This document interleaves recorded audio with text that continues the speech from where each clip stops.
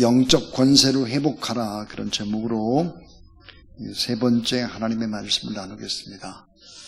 기도는 여러 종류가 있습니다. 다양한 기도가 있지만은 아주 간략하게 결론을 맺는다면 딱 두 가지 기도밖에는 없습니다. 하나는 하나님께 드려지는 기도냐, 아니면 드려지지 않는 기도냐.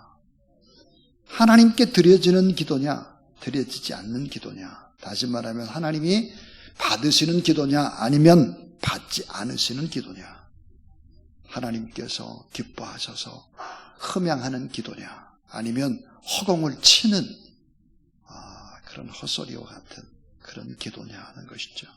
우리는 기본적으로 잘합니다. 기도에 대해서.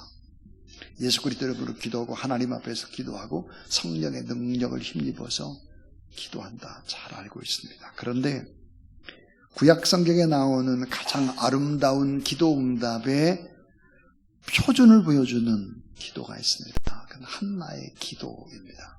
한나는 하나님이 어떤 분들 너무 잘 알고 기도의 깊이 또 기도의 응답과 함께 하나님 앞에 어떻게 행해야 될 것인가라고 하는 기도의 표본을 교과서처럼 보여주고 있습니다.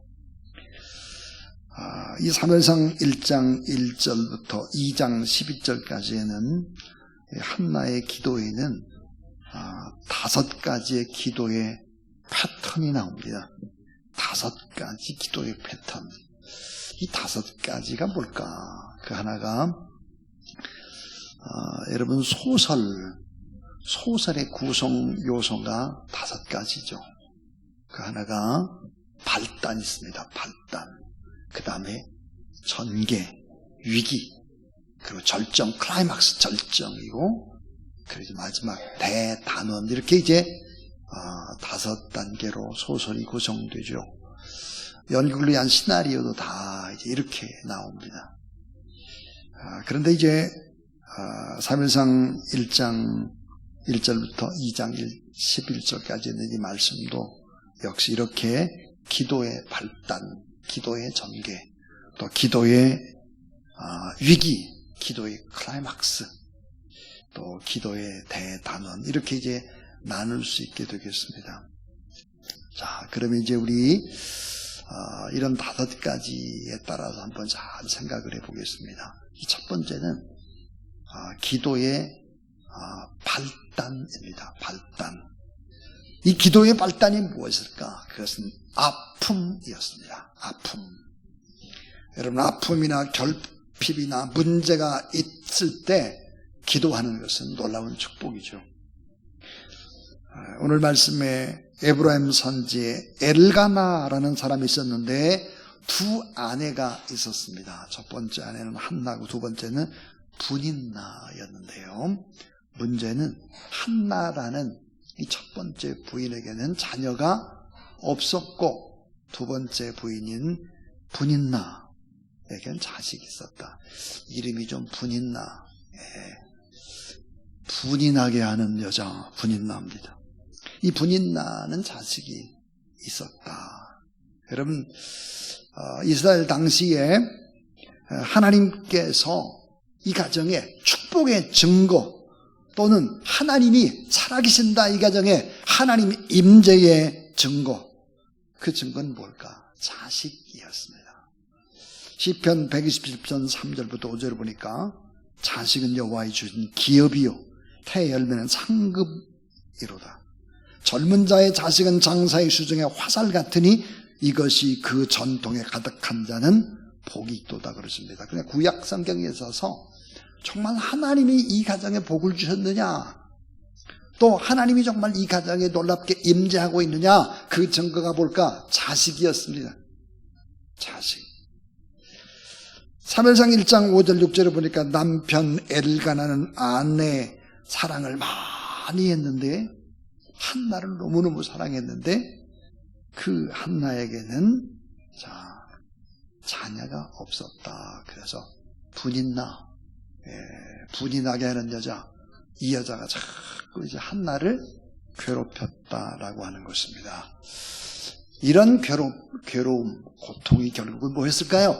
기도의 발단입니다. 여러분, 어떤 삶에 문제가 있어서 하나님 앞에 기도한다고 하는 것은 축복이죠. 놀라운 축복입니다. 두 번째, 기도의 전개입니다. 자, 이 기도의 전개가 어떻게 될까? 슬피 울며 기도합니다. 통곡하며 기도하죠. 그러다가 나중에는 서원 기도까지 하게 되는 것입니다. 자, 한나의 기도, 어떤 기도였을까? 사무엘상 1장 10절부터 11절에 보니까 한나가 마음이 괴로워서 여호와께 기도하고 통곡하며 서원하여 이르되 만군의 여호와야, 만일 주의 여종이 고통을 돌아보시고 나를 기억하사 주의 여종을 잊지 아니하시고 주의 여종에게 아들을 주시면 내가 그의 평생의 그를 여호와께 드리고 삭도를 그의 머리에 대지 아니하겠나이다 그랬습니다. 그러니까 한나가 기도를 많이 했다는 거예요. 많이 기도를 해도, 수년 동안 기도를 해도 응답을 받지 못했다라고 하는 것입니다. 자, 여러분, 아들을 주세요라고 또 기도하고 또 기도했는데 주시지 않았다라고 하는 것이지요.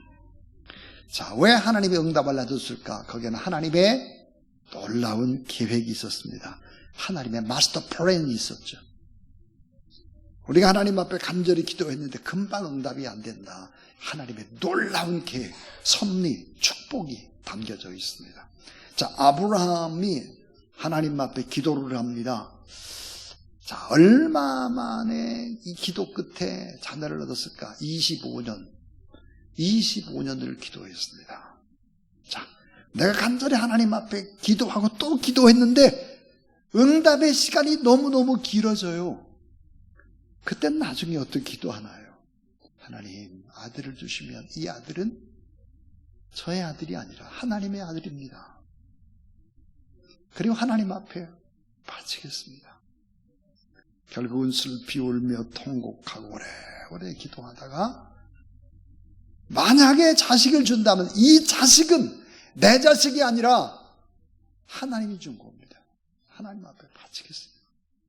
서원기도, 기도의 전개입니다. 자, 그 다음에 이제 세 번째는 기도의 위기가 옵니다. 기도의 위기. 왜 기도의 위기가 올까? 놀랍게도 사무엘상 1장 5절을 보니까 따라하세요. 그러나 여호와께서 그로 성태치 못하게 하시니, 아무리 기도해도 결국은 성태치 못하게 하나님이 막고 계셨다라고 하는 것입니다. 그래서 울며 기도하고 서원 기도를 하니까 이번에는 기도의 위기가 뭘까? 거룩한 중보자인 대제사장이 한나를 비난하는 것입니다. 어떻게 비난했을까? 오랫동안 계속 기도했지만 결국은 대제사장 엘리의 오해를 받자 너무 마음이 슬펐습니다. 한날 기도하네, 반원으로 기도하는데 술 취했다고 오해하고 조롱받고 비난을 받았다는 거죠. 정숙하지 못한 취급을 지도자로부터 받았죠. 위기입니다. 아무리 기도해도 여호와 하나님이 태문을 막고 계시고 중보기도 많이 하는 대제사장으로부터 이런 소리를 들으니까 이거 기도 때려쳐야 되지 않겠나? 기도의 위기가 찾아왔다는 거죠. 여러분, 사실 기도의 위기, 이 위기는 누구나 다 경험하는 것입니다. 십자가상에서 예수 그리스도는 이렇게 외칩니다. 나의 하나님, 나의 하나님, 어찌하여 나를 버리시나이까? 엘리, 엘리 라마 사막다니. 이렇게 울부짖는 거죠. 히브리서 5장 7절, 이 절절한 고통의 기도, 이렇게 묘사를 하고 있습니다. 그는, 예수님이죠, 육체에 계실 때 자기를 죽음에서 능히 구원하신 이의 심한 통곡과 눈물로 간구와 소원을 올렸고 그의 경건하심으로 말미암아 들으심을 얻었느니라 그랬습니다. 통곡의 기도를 예수 그리스도께서 하셨고 사무엘상 1장 17절부터 18절에 보니까 결국은 통곡의 기도를 한나가 하고 있습니다. 이 통곡의 기도를 하고 난 다음에 어땠는가? 얼굴에 다시는 근심빛이 없었다 그랬습니다. 하나님 앞에 기도 응답을 받은 것입니다. 자, 이제 마지막 네 번째입니다. 네 번째, 기도의 클라이막스입니다. 기도의 클라이막스. 제일 기도의 클라이막스는 무엇일까? 기도의 응답을 받았을 뿐만 아니라 결국은 사무엘이 태어나는 것입니다. 사무엘이 태어났습니다. 여러분, 사무엘이라고 하는 이름의 뜻이 뭘까요? 하나님께 구하다, 하나님께 기도하다. 얼마나 한나가 기도했는지 그의 아들의 이름을 사무엘이라고 짓습니다. 결국 아들이 태어납니다. 기적이었습니다. 그런데 여러분, 이 기적은 또 다른 최고의 고통의 단계를 맛보여줍니다. 사무엘상 1장 22절 24절에 보니까 이제 막 젖을 뗀 아이 사무엘, 젖을 뗐다, 이제 막 젖댔다, 한참 조롱을 부리고 너무 기쁘고 예쁘고 귀해서 눈에도 아프지 않을 만큼 귀한 아이, 이 아이를 서원했기 때문에 하나님 앞에 바쳐야 되는 겁니다. 어린아이 사무엘을 데리고 성전으로 가는 것입니다. 수소 셋과 가루 한 에바와 포도주 한 가죽 부대를 가지고 여호와의 집으로 가죠. 그런데 여러분, 이 대제사장 엘리의 집에다가 이 사무엘을 맡기기가 너무 어려워요. 왜? 대제사장의 아들 흠리와 비느하스가 다 불량자들이에요. 하나님을 믿지 않는 자들이에요. 너무 나쁜 짓을 하는 이들 틈막이 속에 결국은 사무엘이 자라야 되기 때문에 하나님 앞에 바친다라고 하는 것은 거의 인간적으로 불가능한 것인데 하나님 앞에 소원했기 때문에 내가 결단을 하는 것입니다. 결단을 하고 그를 하나님 앞에, 엘리 제사장 앞에 바치는 것이죠. 가장 고통스러운 단계, 이 엄청난 고통의 단계에도 결국은 어떻게 될까요? 사무엘상 2장 1절부터 2절에 보니까 이렇게 찬양하고 있습니다. 한나가 기도하여 이르되 내 마음이 여호와로 말미암아 즐거워하며 내 뿔이 여호와로 말미암아 높아졌으며 내 입이 내 원수를 향하여 크게 열렸으니 이는 내가 주의 구원으로 말미암아 기뻐함이니이다. 여호와 같이 거룩하신 이가 없으시니 이는 주밖에는 다른 이가 없고 우리 하나님 같은 반석도 없음이니이다. 결국은 높이 하나님을 찬양합니다. 이런 클라이막스, 기도의 응답, 사무엘이 태어나고 사무엘을 바치는 이런 엄청난 클라이막스. 근데 여러분, 마지막 결론은 뭐였을까요? 다섯 번째는 기도의 대단원, 그 결과입니다. 기도의 대단원.